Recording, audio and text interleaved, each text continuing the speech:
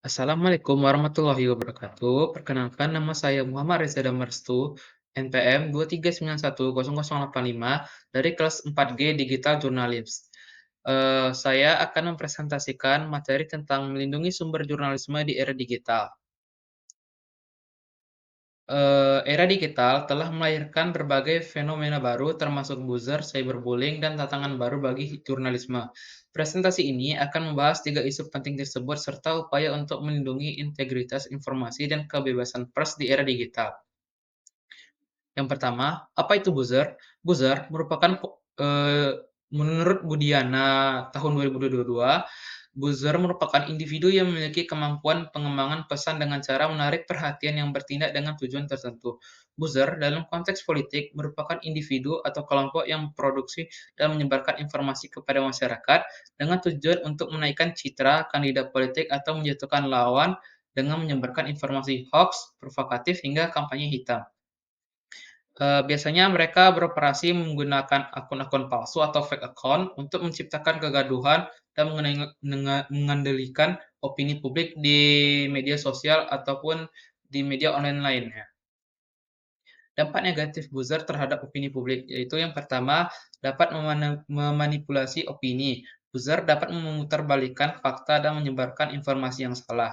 Yang kedua, mempengaruhi keputusan mereka, dapat mempengaruhi keputusan publik, terutama terkait politik dan ekonomi. Yang ketiga, menggerus kepercayaan. Kepercayaan publik terhadap media dan sumber informasi dapat terkikis atau tidak dapat dipercaya lagi. Yang kedua, cyberbullying di era digital. Cyberbullying merupakan sebagai tindakan agresif yang disengaja dilakukan oleh kelompok atau individu menggunakan bentuk kontak elektronik berulang kali dan dari waktu ke waktu terhadap korban yang tidak dapat dengan mudah membela dirinya sendiri. Karakter cyberbullying. Biasanya tindakan ini dilakukan melalui pesan, posting, atau konten online dan dapat mengakibatkan dampak yang buruk. Motivasi pelaku biasanya yaitu pelaku cyberbullying ini memiliki motivasi beragam dari rasa kesal hingga dendam. Konsekuensi cyberbullying bagi korban dan pelaku. Kalau dari pihak korban, korban cyberbullying dapat mengalami trauma, depresi, dan gangguan mental. Sedangkan dari pelaku, pelaku dapat menghadapi sanksi hukum, reputasi yang rusak, dan hubungan sosial yang terganggu. Selanjutnya, mengapa jurnalisme rentan di era digital? Yaitu yang pertama, persebaran informasi cepat. Informasi menyebar dengan cepat, sulit bagi jurnalis untuk memverifikasi fakta yang ada terjadinya.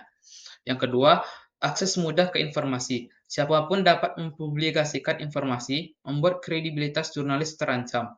Yang ketiga, budaya konsumsi informasi. Publik terbiasa dengan informasi instan tanpa mengecek sumber informasi tersebut apakah bisa dipercaya atau tidak. Selanjutnya, bentuk-bentuk serangan terhadap jurnalis dan media. Satu, penghinaan dan intimidasi. Serangan verbal, ancaman, dan intimidasi di media sosial. Yang kedua, penyebaran hoax dan fitnah. Informasi palsu yang bertujuan untuk merusak kredibilitas dan reputasi seorang jurnalis. Yang ketiga, penyerangan fisik. Serangan fisik yang dapat mengakibatkan cedera atau kematian.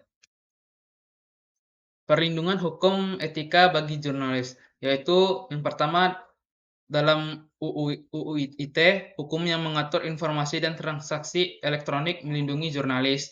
Yang kedua, kode etik jurnalistik, panduan etika bagi jurnalis, menjamin objektivitas dan kebenaran dalam penyampaian fakta atau beritanya. Yang ketiga, akses informasi publik. Jurnalis memiliki hak akses informasi publik untuk menjalankan tugas. Yang keempat, organisasi jurnalistik. Organisasi profesi jurnalistik memberikan dukungan hukum dan etika. Strategi melawan buzzer dan cyberbullying. Yang pertama yaitu memverifikasi informasi. Selalu cek sumber informasi dan kebenaran fakta sebelum menyebarkan suatu berita ataupun hal-hal kepada masyarakat lainnya. Yang kedua, laporan dan blokir. Laporkan konten cyberbullying dan blokir akun yang melakukan pelecehan, menghina atau hate speech kepada orang lain atau korban-korban yang lainnya. Yang ketiga, edukasi dan literasi digital.